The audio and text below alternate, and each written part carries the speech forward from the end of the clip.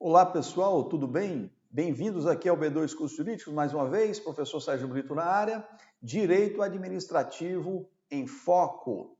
Pessoal, o que estamos vendo? Estamos vendo poderes da administração pública, né? Começamos a nossa primeira videoaula, vimos a ideia geral de poderes, vimos quais são as características, vimos os poderes vinculado e poder discricionário. Agora nós vamos falar do poder hierárquico. Guarde uma coisa que é uma coisa óbvia, mas isso ajuda bastante. Só vai existir poder hierárquico onde houver hierarquia, obviamente, né? Isso é muito importante porque muitas vezes a pessoa cai na questão de poder hierárquico, ela se enrola, pensa em hierarquia, tem que ter hierarquia, tem que ter uma relação de subordinação e coordenação para estar presente o poder hierárquico, que é o poder de dar ordens, né, de coordenar, ordenar, controlar, fiscalizar, né, as atividades de forma interna ali dentro da administração pública. Já para a tela, para a gente já ver o que nós estamos querendo falar para vocês. Veja, olha só, o poder hierárquico, ele confere à administração a capacidade de, guardem esses verbos, ordenar, né, dar ordem, coordenar, né, quando se coordena uma equipe, né, um chefe lá coordenando, coordenar também é uma capacidade inerente ao poder hierárquico. Controlar, né, que também se traduz em fiscalizar e corrigir as atividades administrativas no âmbito interno da administração pública. Veja o que nós tiramos desse conceito. Os verbos, né? Ordenar, dar ordem, né? Uma ordem do superior para um subordinado. Coordenar, né? Um agente público coordenando, por exemplo, um determinado trabalho, né?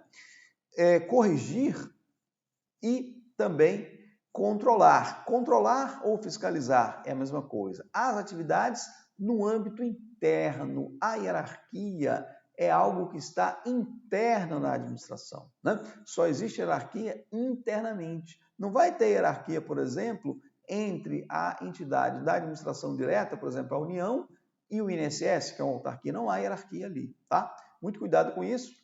Vamos lá para a tela.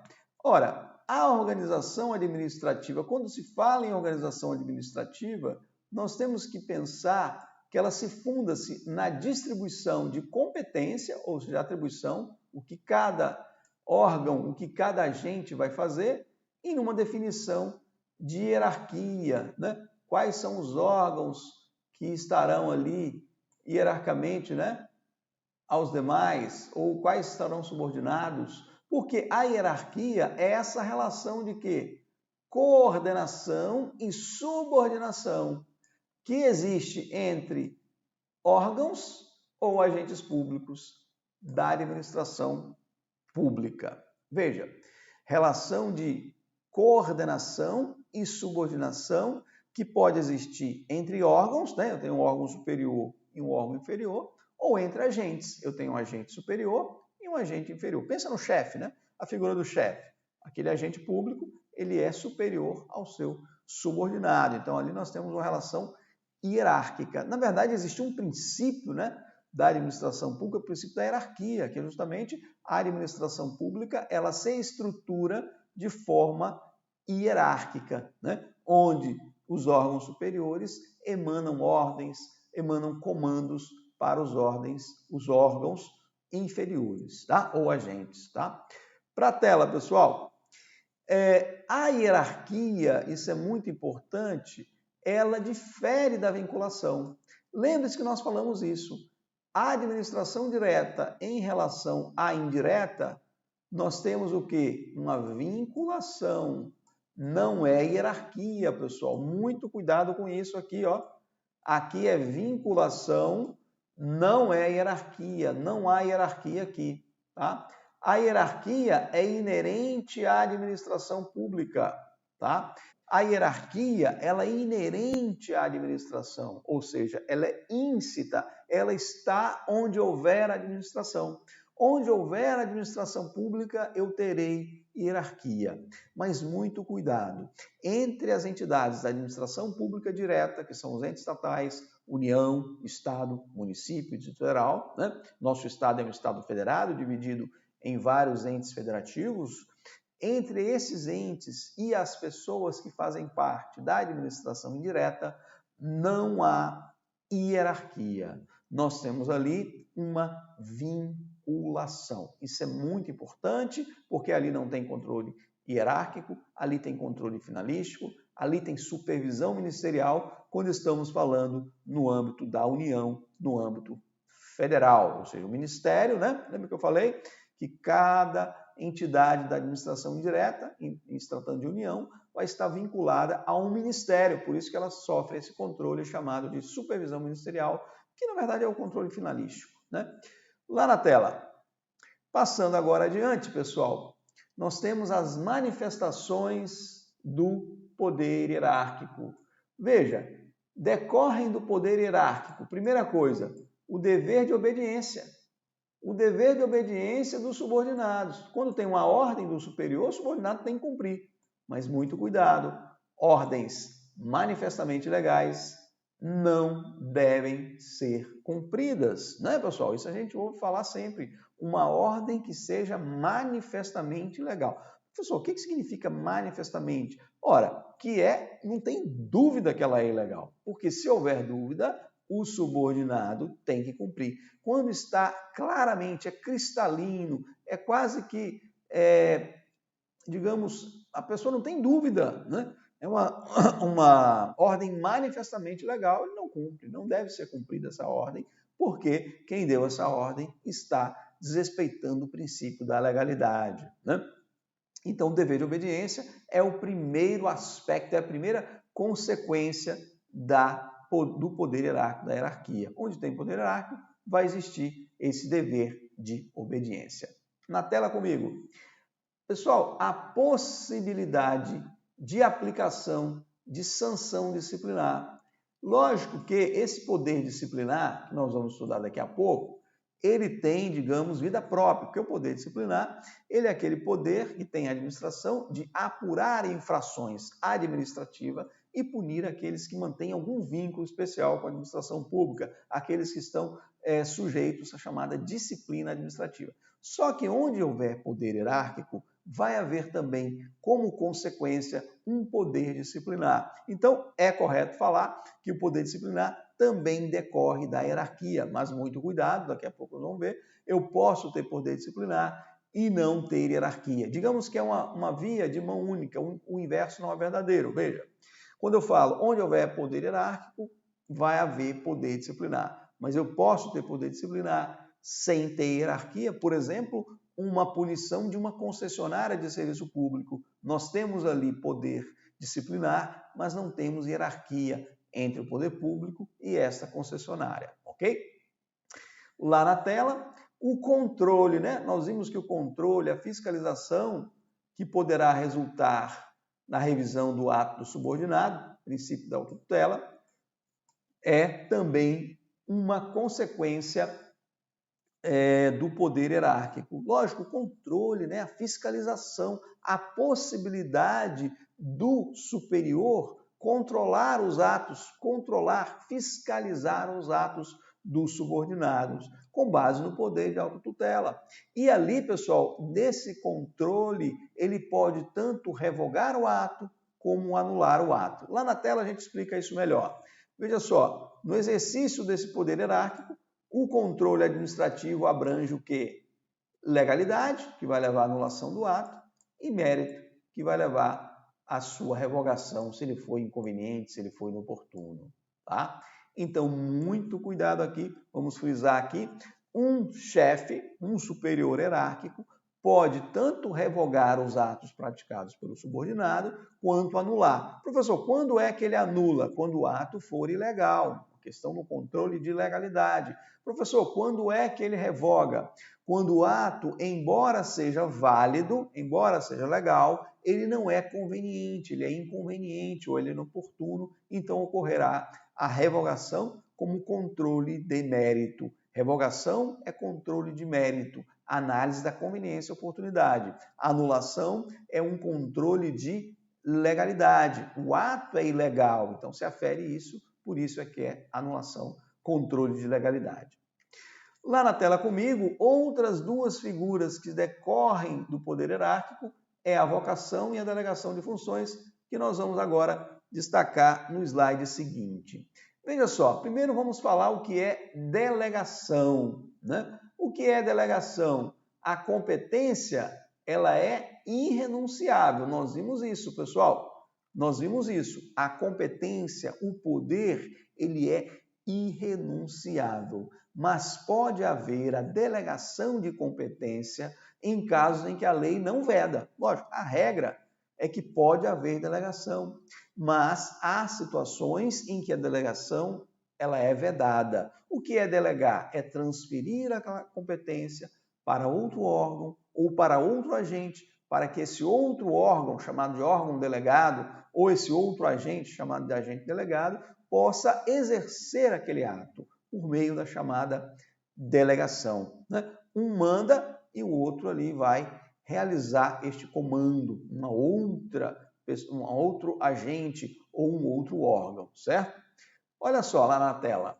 A competência, ela é irrenunciável, mas pode ocorrer a delegação. O que é delegação?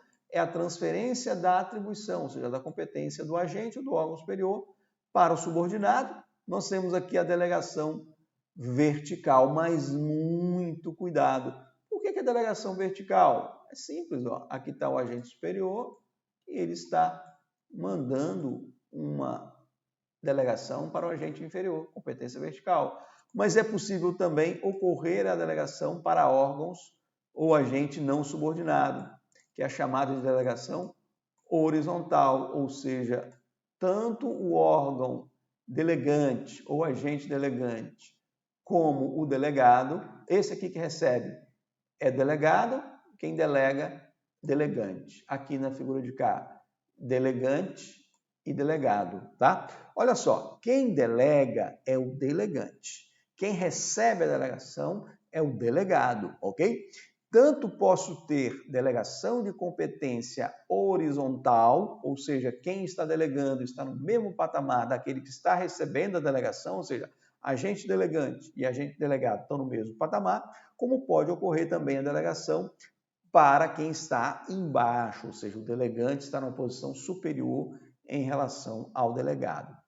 Veja, é muito comum, mais comum de ocorrer é a delegação vertical, mas é possível também essa delegação horizontal. Vamos lá para o artigo 12, pessoal, da Lei 9.784, que é um artigo muito importante, bastante cobrado em prova, que ele diz o seguinte, ora, um órgão administrativo, ou seja, um órgão público, e o seu titular, ou seja, o agente público, né, poderão, se não houver impedimento legal, lógico, se a lei não impedir a delegação, ela pode ocorrer, mas ele só pode delegar parte da sua competência, jamais toda a sua competência, né, a outros órgãos ou titulares, ou seja, outros órgãos ou outros agentes, ainda que estes não lhe sejam hierarquicamente subordinados. Esse sublinhado aqui, ó, refere-se exatamente à delegação que horizontal, ainda que estes não lhe estejam hierarquicamente subordinados, quando for conveniente, em razão de consequências de índole técnica, social, econômica, jurídica ou territorial.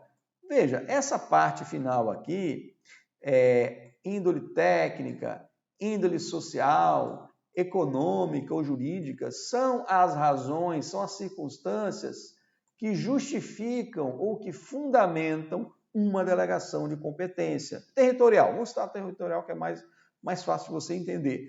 Veja, um sujeito, um agente público, tem competência para realizar determinado ato e precisa de ser realizado um ato lá no interior, mas ele não vai poder estar lá naquele dia. O que ele faz? Ele delega essa competência para praticar esse ato para um agente que esteja lá no interior e esse agente subordinado vai praticar este ato lá, por questão de conveniência, né?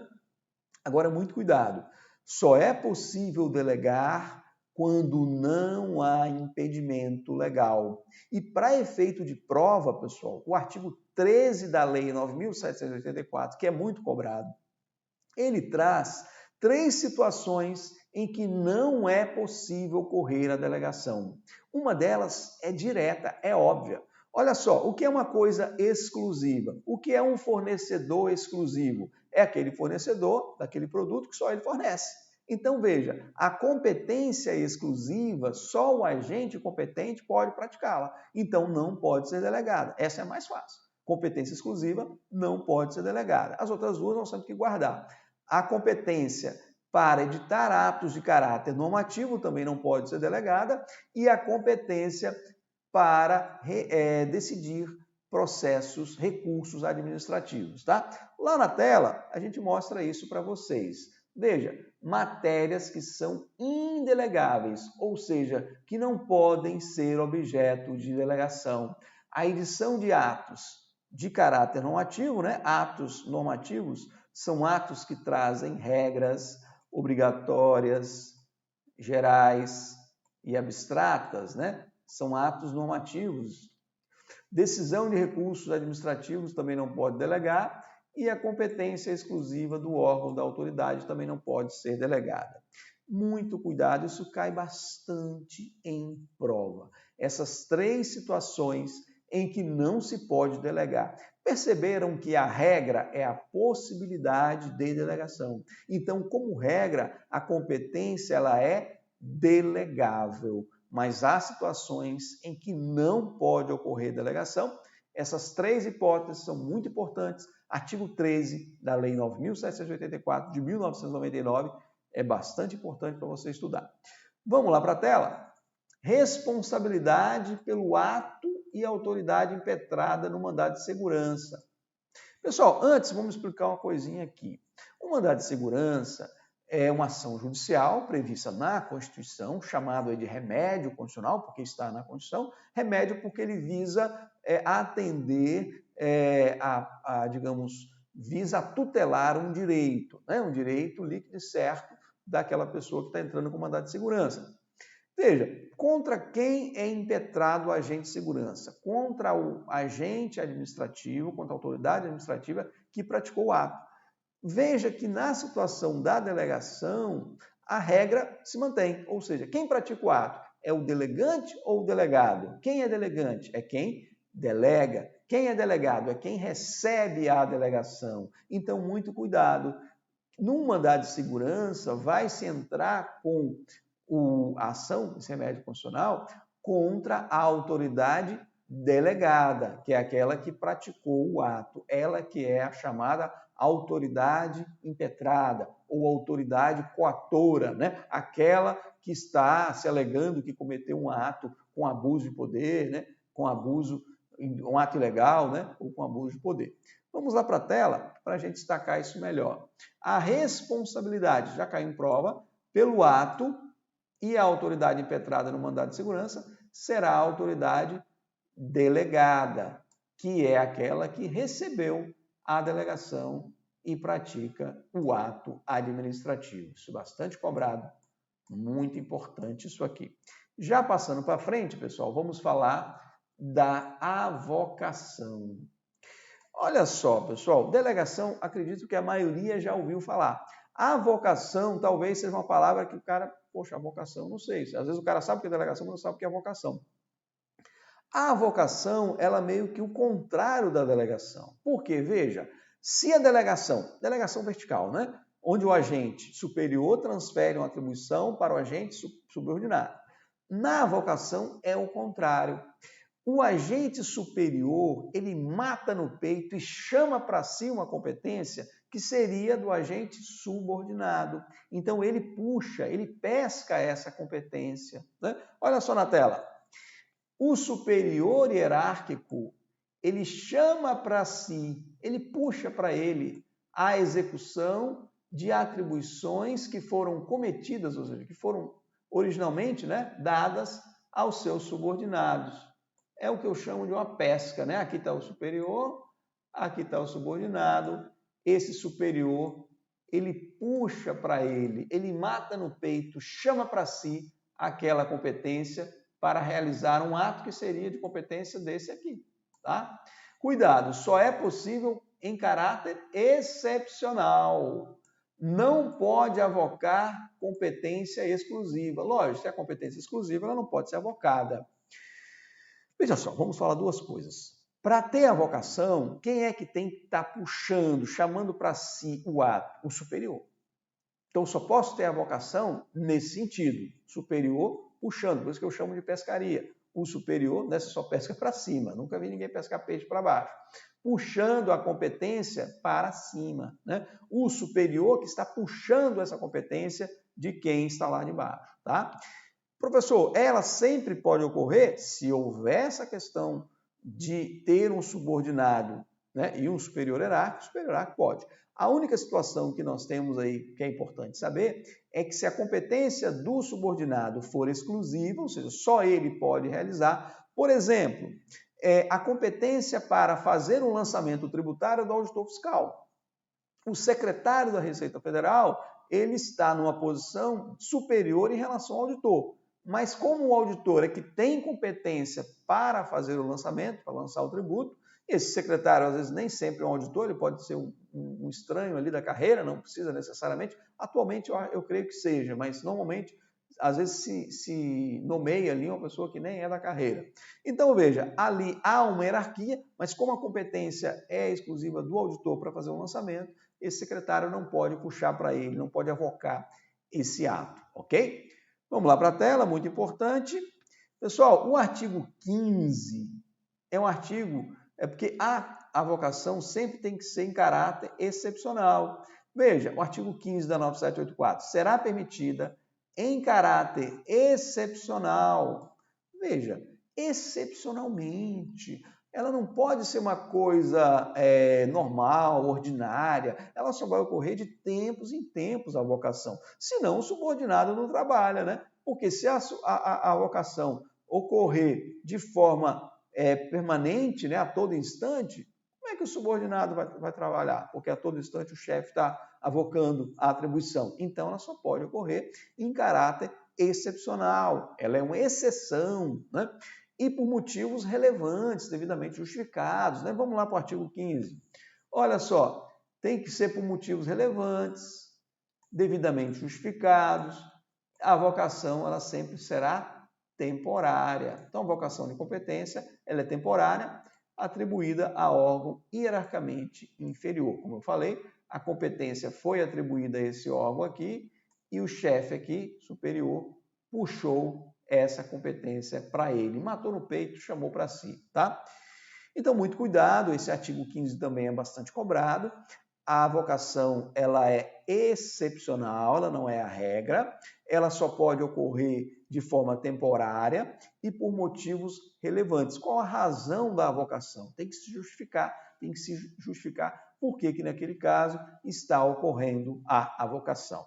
Na tela comigo, pessoal, olha só, fiz um desenho ali, já que o meu desenho não é tão bom aí na canetinha vermelha, fiz um desenho para você visualizar melhor isso, né? Quando um agente superior 1, aqui eu tenho um agente superior 2, quando o agente superior 1 transfere uma competência, tá? Esse pretinho, uma competência, uma atribuição que está indo para lá, nós temos uma delegação horizontal, tá? Horizontal.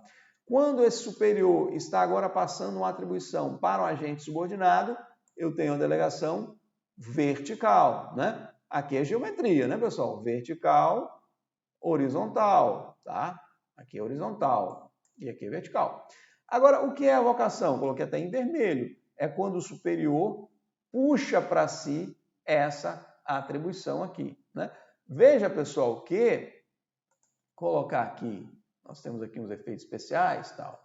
Veja que aqui, ó, só tem a vocação com a setinha assim. Não tem a vocação no sentido horizontal, porque a vocação tem que ser o superior pescando, puxando, né, a competência do inferior. Então, muito cuidado. Eu posso ter a delegação horizontal e vertical e a vocação somente vertical. Não pode ocorrer uma vocação horizontal, não.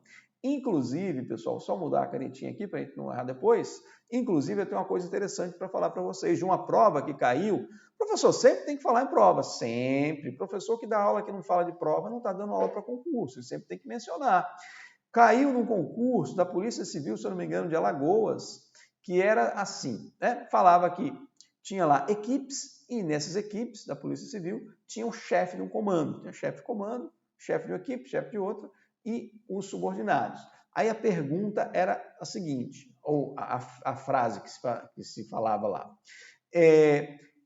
O chefe de uma equipe pode avocar competência ou atribuição do chefe de uma outra equipe? O que vocês acham? Os dois chefes estão na mesma hierarquia? Jamais. Se eles estão na mesma hierarquia, ele não pode avocar competência de quem está na mesma hierarquia dele. Se fosse delegação, poderia. Agora, a avocação, não. Ok, pessoal? Não vamos esquecer isso. Fique ligado, viu, pessoal?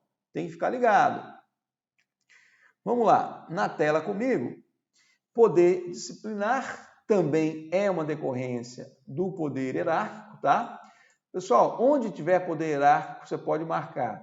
Vai ter poder disciplinar. Entretanto, pode existir poder disciplinar sem hierarquia. Exemplo, aplicação de pena a um concessionário, aplicação de uma multa, por exemplo. Vamos falar aqui, poder disciplinar é o poder que tem a administração pública de apurar infrações administrativas e punir aqueles que mantêm um vínculo especial com a administração pública. Onde houver poder hierárquico, eu posso afirmar para você com certeza que vai haver poder disciplinar. Agora, eu posso ter poder disciplinar sem ter hierarquia. Sim, é possível, né? Às vezes o vínculo ele não gera uma hierarquia. Por exemplo, quando um concessionário de serviço público que assina com a administração pública, com a ente estatal, um contrato, né, de concessão de serviço público, se ele pisar na bola, se ele cometer uma infração, ele pode ser punido pelo ente estatal. Só que ali não há entre eles hierarquia, mas há ali o exercício de um poder disciplinar, porque está sendo aplicada uma penalidade naquele concessionário, ok? Muito cuidado com isso, muito cuidado, por isso que eu não gosto de decorar. O negócio é entender, né? Essa é a regra, é entender. Pessoal, veja só, o poder hierárquico, ele é inerente à intimidade da administração direta e também de cada entidade da administração indireta. Ele é de natureza interna, existe dentro de cada entidade da administração. Muito importante. Ah, professor, quer dizer que a hierarquia, ela tanto vai existir numa pessoa jurídica da administração direta, que é União, Estado, Município, DF, tudo bem, vai ter hierarquia ali, como pode existir também dentro de uma entidade da administração indireta. Bingo, sua afirmação está corretíssima. Agora, você só não pode falar que vai ter hierarquia entre uma entidade da administração direta e uma da indireta, porque aí nós temos vinculação, aí nós temos vínculo só, nós não temos aí subordinação. Olha na tela comigo. Veja, o ente estatal e a pessoa jurídica da administração indireta não há hierarquia, mas só vinculação. Não há poder hierárquico ali, então. Então, se eu tenho, vou caçar um cantinho aqui para desenhar. Se eu tenho aqui a União, tá? E eu tenho aqui uma autarquia federal, sei lá, o INSS, Banco Central, Universidade Federal aí de Minas Gerais. Então, aqui, pessoal, entre essas duas, eu não tenho hierarquia. Agora, professor, aqui dentro, vamos passar o negocinho aqui, apontador a laser. Aqui dentro, eu tenho hierarquia? Aqui dentro, aqui dentro tem. E aqui dentro também, né? Agora, daqui para cá, não tem hierarquia. Muito cuidado, pessoal. Neste caso, caberá excepcionalmente o que nós chamamos de recurso hierárquico impróprio. Isso aqui caiu em prova já uma vez, que de hierárquico nada tem. Veja só, como não tem hierarquia aqui, né? Aqui nós temos vinculação, pode ocorrer um recurso, às vezes, desse ente de baixo, o apontador, pode, às vezes, ocorrer um recurso contra um ato desse para a União, mas esse recurso, para ele existir, ele tem que estar previsto expressamente na lei. E o nome que eles dão a esse recurso é um recurso hierárquico impróprio. Por que impróprio? Porque ali, na verdade, não há hierarquia. Pessoal, olha só, muito cuidado com isso aqui, vem aqui em mim. Muito cuidado, eu vou explicar com muito detalhe. Veja, não há hierarquia entre a União e o IBAMA. IBAMA é uma autarquia federal. Existe, no âmbito ambiental, a possibilidade de uma aplicação de uma multa que o IBAMA, né, tacou a multa lá em alguém, há a possibilidade de um recurso hierárquico impróprio em relação ao ministro. Ou seja, o ato é do IBAMA e o sujeito recorre para o ministro do Meio Ambiente. Pergunto para vocês, há hierarquia ali? Não. Mas por que eles chamam esse recurso de hierárquico? Por isso colocaram impróprio na frente. Impróprio é quando a coisa não é aquilo que você está falando, né? Quando uma coisa é aquilo que você mesmo está falando, a gente não usa o termo propriamente dito, não sei o que é propriamente dito, ali usa-se o termo impróprio. O recurso hierárquico impróprio, ele tem que estar previsto expressamente na lei, tá? E ele não tem hierarquia na situação, tá? Então, muito cuidado, isso já foi cobrado em prova, recurso hierárquico impróprio, ele pode existir, mas só nos casos o que? Previstos expressamente em lei. Ele é chamado de recurso hierárquico impróprio por quê? Porque de hierárquico nada tem, não há hierarquia ali. Passamos para frente, agora vamos fazer questões. Como é que esse trem cai em concurso? Olha só, primeira questão ali.